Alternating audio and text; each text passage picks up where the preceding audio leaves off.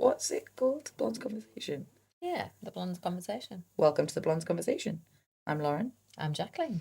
We're mum and daughter. Probably should have said that the other way around. Because you're the mum and I'm the daughter. Does it matter? Does anybody care? I don't think it matters. You could but probably we tell matter. We matter. And we want you to know you matter. Dun, dun, dun, dun. Boo! Just a little jingle for you there. Sorry. Anyway. We've literally just, before we go any further, we've literally just had a conversation that when Lauren is tired, she gets even more funny, and because she is funny. What can I say? But she gets even more funny, and she talks a lot. So there is a part of me that, though you are going to be listening to this, we're very conscious that we can kind of see each other. And you can't see the look I keep giving her, which is one of like, are you okay? I am okay. I'm just tired. I have a 3-year-old. Life be life, and I mean that's it. Yeah, that's it. In fact, that's what we want to talk about today.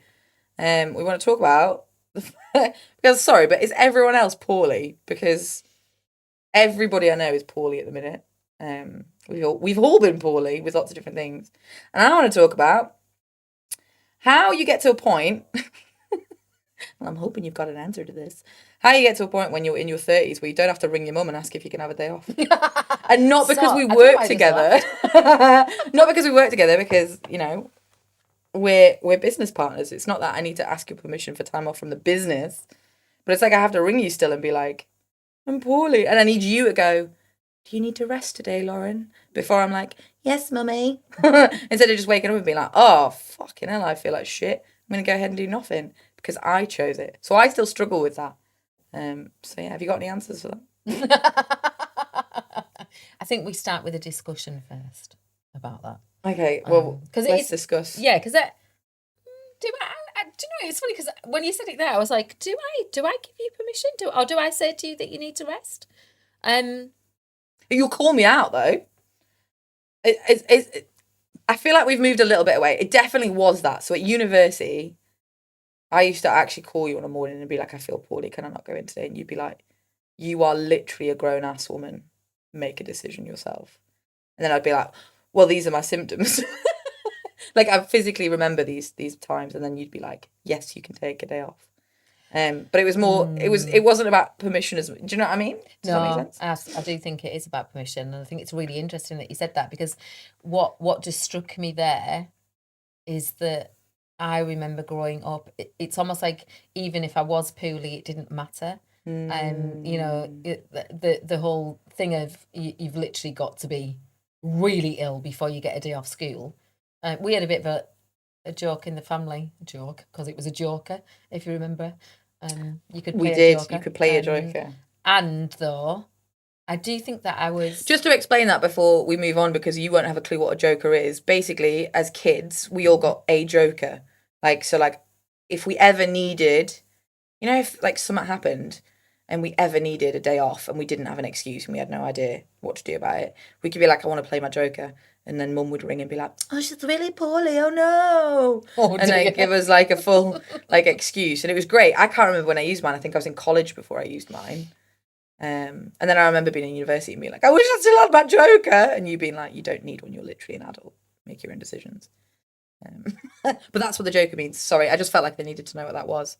No, good point. Explain it. Maybe I should... Oh, no, I'm about to say I'll explain where it came from, because it actually came from a game show. You know, messages and tell us if you can remember the name of the game show. I can't remember what it was called, but it was years ago when I was a little girl. And there were a whole set of teams. It's literally dropped out of my head. Whole set of teams that would be against each other. They'd be doing, it'd be like obstacle courses and all that kind of stuff outside. And the teams could play their joker. Is where it came from, and that was the relevance. And people are sat there going, what on earth are these two blondes talking about? Why have we committed to listening to these two random women chat shit on my dog walk? Because you love it, that's why. I do think, coming back to what you said, there's almost that bit that we don't believe ourselves enough. Yeah. And I do think it is about the word permission. It's like being able to give ourselves permission that we need some time off. That funny enough, we just had a conversation with somebody in this building, and we were talking about rest and how we just, we really are anti-rest. Yeah. A lot of us, but that's not because we're anti-rest. It's because we're taught to be anti-rest. Exactly, and then our bodies limited sick days and limited time all of off, that, and we just. It's interesting. There's some information I was just reading about this that not only are women more likely to use their sick days for their caregiving responsibilities, whether that be looking after kids or their parents, they're actually, in terms of their own health, are far less likely to take the days off when they need them. And it's something like 1.54 million women are on long-term sick. Because they never took the normal Because they sick. didn't take the normal sick. That makes so much sense to me. And obviously it's something we both experience. Yeah. And it's interesting. I mean, come back to that bit for you. You're right. I do feel that it is different. And I'm fascinated by the fact, obviously we're working together and we've got this dynamic of mother and daughter. And I do think that our relationship, we can't just separate these two relationships as business partners and mother and daughter, and we've talked about a little bit more about that recently. In another podcast, if you've heard it. Yeah, about how that impacts us. Yeah. And I think that's the part though, isn't it? That it's really important for me to say that I 100% when we came into doing this, having been the woman that had worried about how many sick days she had. Bearing in mind if I was unwell, that as though we've got control over that. Yeah, exactly. So I had no way of controlling being sick in that sense. Actually worrying about how many days I might have used, or would I now not get paid if I? And I think that's a biggie. I think you can hear that in my voice. It is a big thing. Yeah. So I can remember, being so unwell, but going back to work still unwell because I'd used my sick days and I didn't want it to affect my pay. And I think there's something about this, about that. I think there's something about feeling still like we need to have permission because potentially culture was different, a couple of decades ago. I think even with that though, I don't think things have changed, because one of the things that in my head I keep coming back to is the fact that schools are still giving out attendance awards. So we're literally taught from being these tiny, not fully formed humans, even 15-year-olds aren't fully formed, like 25 before our brains. Like, we're being taught that it is better to constantly attend. It is better to put your needs second in order to put your attendance and your education first. And the point is that, so me and my husband are both teachers by trade. Obviously I'm not anymore, but my husband still is, and we've had this conversation a lot because, like, as a kid, I vividly remember, now I was a good at socials and I wanted to be the best at everything. It was the way that I was worthy, was being the best at everything. But I was also a poorly kid. Like, I remember having time off, I never got 100% attendance awards, and I remember feeling so ashamed of that and being like, I remember thinking that I just wasn't. There's a specific girl I could see, and she was cleverer than me too, bitch. But I can literally. I'm just joking. I won't say her name. But I can remember, like, her getting the attendance award and me being like, oh my God, like, I'm so pathetic because I couldn't bring myself to come in when I was poorly. I was a child, like, what the fuck? And then we get older, and it's like, and then you're right, my husband's lost pay because I've been sick. And if I'm sick and my son's sick, then what is the option there? Like, he's going to have to stay home and take care of at least my son, if not me too. It's chronic illness. Like, I can't fucking control it. But then we get penalised. And I don't know if it's a neurodivergent thing, but I really struggle with specifically the sickness thing, because I don't understand how people can get penalised for things that are out of their control. Like, I don't see the justness in that and the fairness in that, and it really, like, winds me up. But it's interesting to now be a parent on this other side. And, like, I'm really looking forward to when my little boy gets old enough to go to school. We're going to have at least one day a year where it's like, this is a mental health day, buddy. Like, you don't have to go to school today. And if he's like, no, I want to, then I'm not going to stop him. But it's like, no, stay off. Dad's off as well. We're going to go get ice cream. We're going to do whatever you want. And going to put some, so that he knows that he's more important. Yeah. He is more important to me than any of his awards or any of his grades or any of his anything. I want him to know that him and his wellness is more important than any of that. But it's also super ableist, right? Because like, if you're a kid who's not poorly, if you're a kid who, I don't know, those kids that just never get sick. They just, I don't know, whatever's going on in their lives. Maybe they've got more money. Maybe they're less stressed. Maybe all of these things that go on. Maybe they've not got things going on at home, and they are just generally weller. I don't know if that's a word, but it is now. But more well than the other kids, right? And then you've got the kids. Maybe they're neurodivergent, or maybe they've got a long-term illness, or maybe they've gone through something awful. Maybe they're a looked-after kid. Whatever it is, they're going to have more time off. And we're basically turning around to the ones who are finding life harder and going, well, you're shit. Sorry, you're not going to get £10 Amazon voucher because of all this shit you can't control. I don't know if you can tell, but I feel quite strongly about this. And if you run a school, get rid of your attendance awards. Sorry, PSA. But yeah. I think the challenge is that they, and I'm not going to for 1 second say I know all of the reasons behind it. And you can see that, there's a fear, isn't there? A big fear around kids missing school and the impact of that. And it was interesting when you were talking there, I was thinking about being at senior school, because I think that was more for me where the challenges came in.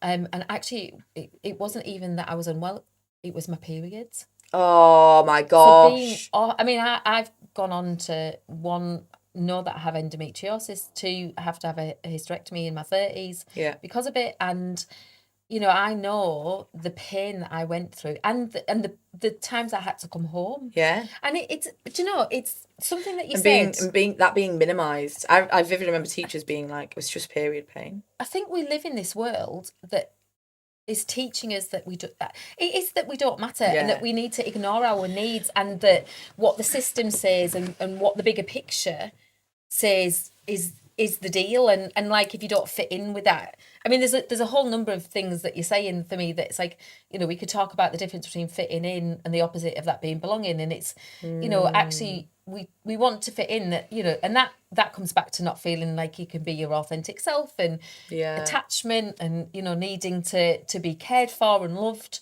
so we kind of hide these parts of us that probably for me, feel risky. Yeah, of course it feels risky. It feels risky to be real. It feels risky to say what you need.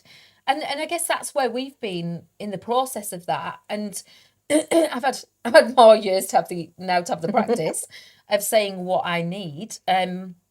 Versus, where you say you're at now, and you are absolutely, you are more and more practiced at it. You're more happy to say to me, what, I don't feel great, I'm going to take some time, or actually, I know we said we're going to do this. This is what I need. So you do that. I do think. I know I said no to going to the barbecue on Sunday, and I was really proud of myself. Yeah, because you needed a bit of time. I was like, my social battery is done, and I'm not going to come to that, even though I felt very much like, oh, I've got FOMO. But I was really glad I didn't when you said it was cold. So me. I mean, it was brilliant, and it was freezing. So I still have the FOMO, but like I was really proud of myself for being like, do you know what? Actually, I don't have the social battery for this. That's where things are changing, I think. I think there's a lot of challenges, and I think that's this whole thing. We're in a unique position, I think, as working together. Yeah. Knowing that we set up the Blondes Restoration to be different, because my experience was you just push through. Oh my God, yeah. And I'm well aware now when I look back that probably the year before COVID, well, ever since your nana died and Grandad was diagnosed with dementia, from that point, I'd probably spent a year where I was burnt out. And again, even that, I'd spent that year prior, I was burnt out, and I just had, really negated my own needs, and not even, I wasn't aware of all the things I am now, my nervous system, self-compassion, all of that kind of stuff, and why it matters so much. And I think that it's linked to all of this, that, being able to understand what's going on for us, there is still some kind of badge of honour. I can push through, I'm strong, and keep calm and carry on. Yeah, keep calm and carry on. And there is a time and a place for that. And there's a time and a place for understanding that we need slowness and stopping. And, you said that about we've been unwell. So a couple of weeks ago, not only, because I not only fell over, which was enough in itself to really rattle me, and I fell onto my knees, which was a bit of a killer really, because I have a knee that has 2 holes, 3 tears, arthritis and water on it, after being run over at 11 and then falling over a couple of other times. So an accidental, just a trip, and then I don't know if that didn't help then, and it led into me being unwell. And by the time I got to the Tuesday of that week, I just knew I couldn't get out of bed. And it's interesting for me that I knew what I needed. What I needed at that point was I needed to reschedule every client. Yeah. And I would have felt tortured by that at one point. I'm letting people down. And yet it was an instant. I just need to contact people and say to them, this is what's happening for me. I need to reschedule. There's a beauty in that as well, though, especially with the clients you work with, because we work with ourselves. So I would suggest that a lot of your clients and a lot of the clients who come to the restoration coach are women like us. So who have pushed through and reached burnout and pushed through again and would feel all of those things. And actually having you go, I'm poorly and I'm rescheduling. It's that sort of, oh, Also, she did it so I can do it. I also didn't apologise. Yeah, and it's that like, I'm not going to apologise for something I have no control over. I'm aware of my needs right now as a human. I need to not do this call or whatever. We can reschedule. Yeah. Like that's the deal. And you would give your clients the same respect. I would. We've both got cancellation policies and all that kind of stuff. Yeah. But someone contacted me and they were like, I'm laid laid on my bathroom floor, I can't stand up. Because that was where I was a week ago, right? Yeah. I'm laid on my bathroom floor and I can't stand up. I wouldn't be like, well, you've lost it. I'd be like, oh, mate, take time for you. We're out. Yeah, like, but fine. that's the whole bit about respect, walk and talk, isn't it? It's if actually we're going to talk about these things, then we need to what? Just it's hard. It's hard to walk the fucking talk, all right? Because it's a daily practice. It is a daily practice, isn't it? People look and they're like, oh my God, you've got your shit together. And I'm like, no, it's because all you see is Instagram. Can I just point out that is the truth? Because we don't always have our shit together. No, we do not. We do not have our shit together. That was a lot of sounds that came out of my mouth. I felt like a fucking Looney Tune. Sorry. I'm really tired. I'm really glad we're doing this though, because this is funny, isn't it? Because part of me was like, oh, I'm really tired, should I cancel? And I was like, no, this is what I need. I need to talk to my mummy. Oh my God. I hope people are listening to this and they're like, we are so lost. And I'm like, yeah, don't worry, me too, bro. This feels like our most random conversation today. This is the realest conversation we've had yet, though. This is like the unpolished version. And I want this to be like that. I was thinking about this on the way in, right? Because I was thinking about the whole podcast concept. And I was thinking about the fact that, like, I think there are 2 kinds of podcasts, right? There's one podcast where you listen for a reason. So you listen because you want to learn how to fix your business, or you listen because you want to hear the funny Reddit story or the crime story or whatever, and there's a reason to listen to it. And then there's some podcasts you listen to because it's just a little bit of chaos and it makes you feel better when you listen to it. And there's no rhyme or reason. I'm thinking Tony and Ryan, right? I love you, Tony and Ryan. That's the vibe today. I'm up for a bit of that, actually. Yeah, I know. It just feels a bit nicer. Yeah. Then it's our conversation, isn't it? That's what people are here for. So back to the poorly thing. What a fucking learning curve to be the kind of people who recognize what our bodies need. If you were working with someone, let's make this a useful podcast, right? So if you're listening to this and you're like, oh yeah, that's me, like I never take time for myself when I'm poorly, or in fact, do you know what, maybe you don't even realize it. Do you know how I realized that I was a problem with not taking time off? It wasn't because I was like, oh, I never take time for myself. It was because I'm fuming anytime my husband gets a cold. So he gets a cold and I'm like, I hate you. No, you hate the fact that actually he takes the time off. Exactly. So it isn't actually, I had this and I knew it was irrational. This bodily shaking irrational anger when he's like, and there's a little bit of that in there where I'm a bit like, oh, shut up. But also it's the fact that once he's poorly, he's like, I'm pulling back. So he's poorly, so he pulls back. He does less in the house. He walks the dogs less. he maybe doesn't go to work, like all of these things that he pulls back from. And then I would get so pissed off about it because I'd be like, well, I can't pull back when I'm poorly. And then I had to really be like, why? Why? Why can't you pull back when you're poorly? And then the part of my brain was like, well, because stuff wouldn't get done. And it's like, okay, why does that matter? You're poorly. And it's like, well, no, but why though? Why? Because what's the real reason? Because let's be honest, right? The house being clean, whose expectation is that? Well, that's mine. Arlo having 25 fruits and vegetables a day, whose expectation is that? It's my expectation. The dog's getting 2 walks a day instead of just being cuddled on the sofa. Whose expectation is that? That's my expectation. So it's my expectations that I'm trying to meet. So just fucking change them. Pull back. So, God, I hope he never listens to this because I'll never live it down. But when I'm poorly, be more Dave. So I'll say to him, I'll be like, can you go get me some paracetamol? Whereas before he'd be like, do you want some paracetamol? I'd be like, oh no, I don't need any paracetamol. I'll be fine. Shut the fuck up and go get some paracetamol. I did the complete opposite of that this time. It's really interesting. Oh my God, she got breakfast in bed, guys. I did. Also, though, that makes sense, though, right? I'm not the only person in the world who feels like that. That makes total sense, and it makes sense to me because I used to feel the same way about Dad. Because he's really good at when he needs something. That's what he does. You know, so it's been. It just makes you want to punch him in the face. Though, sometimes. But that whole bit about if he just needs to stay in bed because he doesn't feel well, he'll stay in bed. Where I've seen me, you know, kind of pull myself martyrdom. But it is a bit of that, and I do know that. But I also know that potentially that comes from, you know, what I saw. The fact that... And from the fact that your worth's tied up in how productive. Yeah. Like, for how many of us is it like, we're only productive if...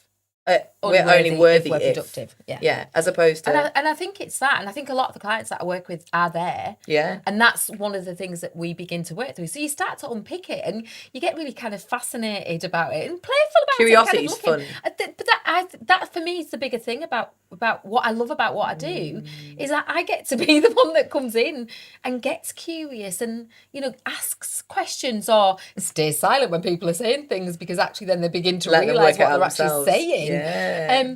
And that, you know, so for so many of my clients, what they ultimately, one of the outcomes that they get is a lot of peace inside because they're just at peace with the fact that, you know, they realise there's times when they need rest and times when they're going to be unwell and it's okay. And, you know, be messy and it's interesting, isn't it? Because I think a lot of this is tied up in how it's not just that a lot of it is tied up in, it is tied up in what we saw. You know that saying, don't do as I do as I say. I know. Cannot tell you how much I fucking hated that sentence growing up.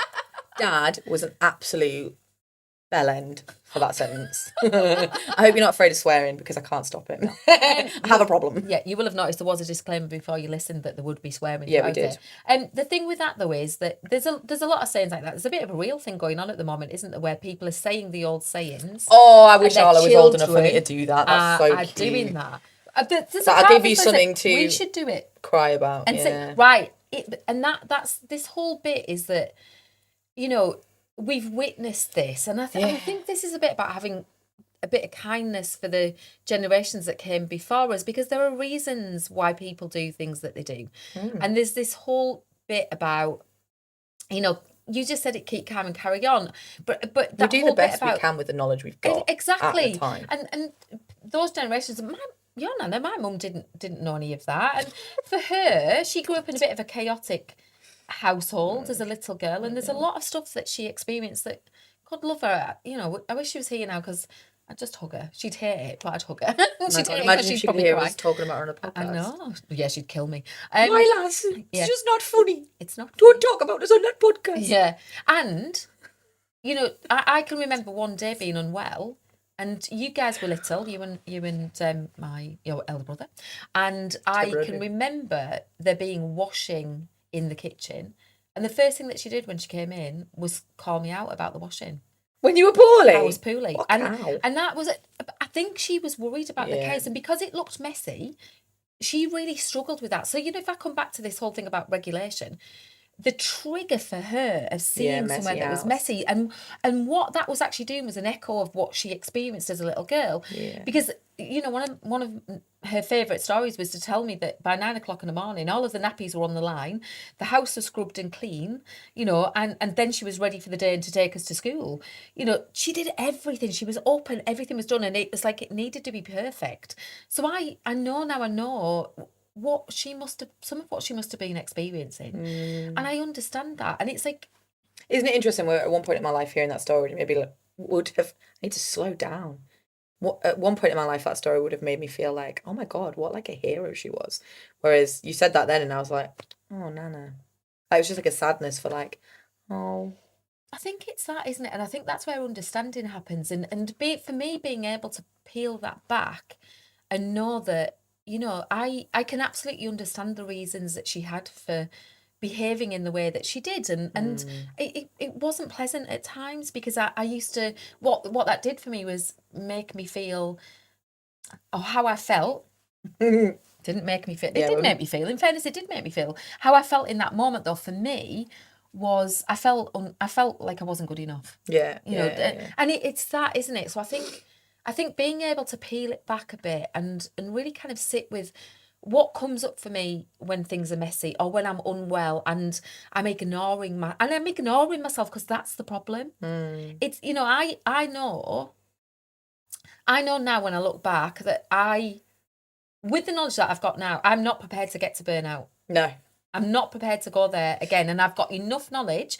It doesn't mean that sometimes I don't do some of the things that could take me there. Before we realise and go, catch myself, exactly. Hang on. I recover quicker, and I can preempt stuff. Yeah. And the more knowledge that I've got around that, but also the more practice, because I can have all the knowledge in the world, if I don't act on it, it doesn't make any difference. And that was why, for me, a couple of weeks ago, I did what I did, which was, I'm not going to apologise for being poorly. I'm going to explain to people, this is what, just really briefly, this is what's happening. I'll need to reschedule. The response to that was absolutely glorious. In fact, people were like, oh my word, just make sure you get really well, and fascinatingly, just, I'm at the gym at the minute, and I've invested in some sessions, personal training sessions, and I straight away not only cancelled the one of that week, which was really important because I wasn't well. I still wasn't well by the following week. No. So when the PT contacted me, I felt okay to say, I'm still not well. Yeah. I'm still not well. What I'm going to ask is we do the week after. I'm conscious of what's happened for my body. I've not been in a good place. And I want to come back at this and be strong enough. Yeah. To kind of come back and build from that and point. it not knock you back, because I think when you come back too soon with things like that, it just makes you sick again. Whereas giving yourself the space to come back strong and be ready, it's like, Oh, you just made me think of something as well. I don't know if you've done it, where you've really worked hard.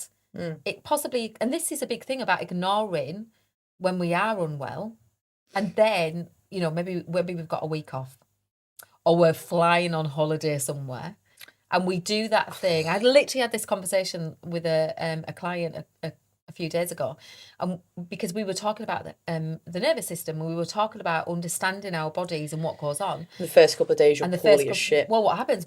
Yeah, and that's your body going, right, thanks, cheers, mate, thanks for stopping. Yeah. And now I have everything I've been storing up for you. Yeah. And then we get really mad because then we're not wasting our holiday. Wasting our holiday. Being poorly. Actually, that for me, I learned was it's more about what I do on a day-to-day basis, and the way, even being able to know that, you know what, if I just feel like I've got tension in my shoulders, or I've got a bit of a headache, take a break. Yeah, walk away. Yeah, walk away from things. I know we were talking about conflict the other day and being able to regulate. I don't need to be regulated all of the time, because that's not human. And I need to know how to, though, advocate for myself, how to be able to, do things for me that mean that I reduce, the amount of stress maybe that I'm feeling in my body in that time, and actually be able to rest. Yeah. Interestingly, it brings me to the thought of stress at the right time. Because we need stress in our bodies for certain things. Yeah. So this isn't, when we talk about the nervous system and regulating and all that kind of thing, I think it's really important to say, and especially, when you're poorly, there are times where we need stress to get us hyped, or to get us excited, or to get us through dangerous situations, or whatever those things are. Like, it isn't about stopping all of that and becoming these calm zen. Oh, ladies. I mean, I'm 50. I'm 55. Just so you know, even with all the knowledge I've got, that's never going to happen. 37. So no, she's 37 in my head. She hasn't aged a day since then, I which have. is fucking weird. Bearing in mind I'm 33, so we're almost the same age, and that's so weird to me. Anyway, I'm not 55. The point being that Yeah. that like it's about recognizing what you need in the moment, innit? That's the tough bit. Yeah. And I think recognizing some of that comes from being able to understand the reasons behind the behaviors that we have. You know, so and why you might find things harder than other people. Because one of the things for me is I'd watch people and be like, they've gone through this. I don't know. Let's say we'd both gone to the gym and done the same workout, and then they'd go home and be fine, but I'd go home and need a sleep, and I'd be like, I'm pathetic because I can't do the same thing as them, but they're a different person. And I guess it's like triggering experiences, isn't it? Like some things won't trigger people because they don't have the experience in their past to trigger them. Yeah. Whereas, so it's like, it's why it's so specific that you learn your own. Because watching what other people do and trying to rest like everyone else isn't going to help you. No, you need to. I think it's unique in that sense. So we've got commonalities as humans, and we're unique individuals because of our experiences. Yeah. And the other thing, just to mention that if we've never learned to rest, it is going to feel weird in our bodies. Yeah, you've got to practice it like a skill. So actually, it's understanding it because it won't feel safe. You know, even just think about the nervous system. We're always looking for cues of safety, cues of danger, threats in our different means all different, danger. yeah, and actually if I'm not used to that, which is why I can be that person that I'm up and down. I don't know how to rest, or maybe one, I think it's boring. Two, I think actually I'm not okay. What will people think of me? So that's the reason why we need to unpick it, kind of understand it, because then you get a choice about what you want to do about that. I had a client yesterday, and the whole thing about restoration, if you've listened before, for me it's about, we restore lots of things in this world, don't we? Houses, cars, paintings. And we were describing it to the clients, when you come on restoration, I like you to pick your house. Which house are you? And then you get to describe what state is that house in before we put the scaffolding up and begin to do the work that we need to do. We were talking about having a skip outside this metaphoric house to chuck shit out. Yes, and that sometimes actually some of the stuff you want to keep, so some of the parts of you, and I think that's important, isn't it? Because there'll be parts of you that you want to keep, and other parts you maybe want to restore. They need to be a bit different.